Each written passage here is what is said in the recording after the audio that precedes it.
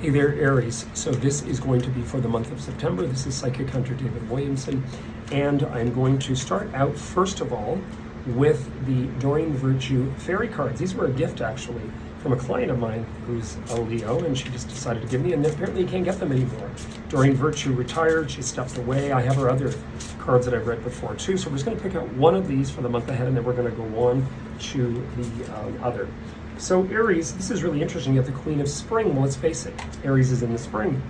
Believe in yourself. Wonderful people want to help you. Maintain a balance between work and home life. This is one of the things about Mars. Do you know, Mars is going to spend a ton of time, we're going to talk about this in another reading, for you Aries people. It's for everybody. It's going to affect all of us. But it's going to spend a lot of time in Cancer sign all the way through until the winter.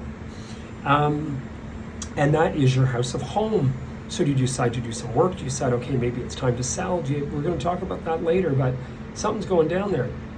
But this here, maintaining a balance between work and home life, you've got to be able to try to find that balance. Is really important going forward.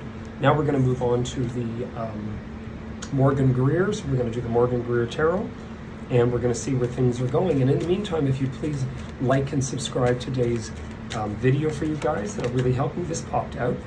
Knight of Cups. Knight of Cups is always a very shady character. I've never loved the Knight of Cups as a card of truth, because what it represents sometimes is us in our head. And I always say to people that get caught up in stuff like that are Aries, don't be involved with two sides of a story. You're going to find yourself in serious trouble. So you've got that going on, and then you have this Queen of Swords. And the Queen of Swords is really somewhat of an emotionally detached individual. She rules air. She's far more of someone that would make assessed deliberation. Libra, Aquarius, or Gemini again. So it's an air element. And your beginning in there often has a lot to do with emotional, meaning gossiping. It also means confiding. Just be a little bit cautious about that, because in the farther future, you have betrayal in here. I'm going to get into that in a second. But this is emotional. This is you on an emotional level. Could also represent the fact that it's a very emotional relationship, emotional scenario. As I've said to a lot of my Aries clients, do not get involved with family drama over a relationship maybe not working, because if they get back together again, you don't want to then feel like you've been thrown to the side of the curb because they've made choices because they're going to. It's like when we run into confliction with others and then they say, oh, well, you know, this is my job. I can't really get involved to support you. Careful, careful. This here has to do with the arrows of love. Again, that rushing forward, very Mars attacks kind of energy. But you do have that. And that Ten of Swords, and sometimes, you know, we're mistaken by that, because it also means closure, completion, that something's closing out. I would say, in all honesty, to not rush choices or decisions through September. I would take things really cool, Aries, because there's something a little fishy in here.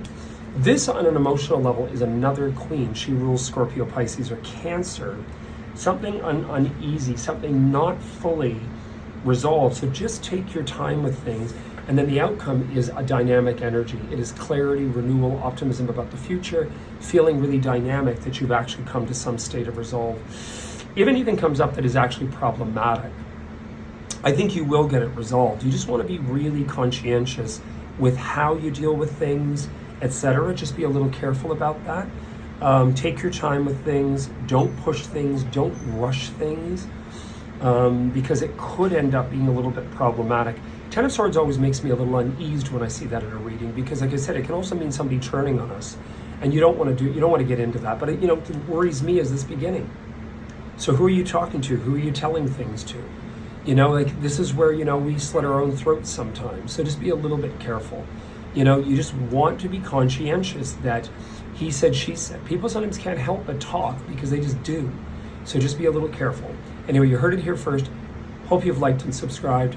We'll be back at the end of next week with the weeklies for the following week. And I hope you enjoy your September. Cheers.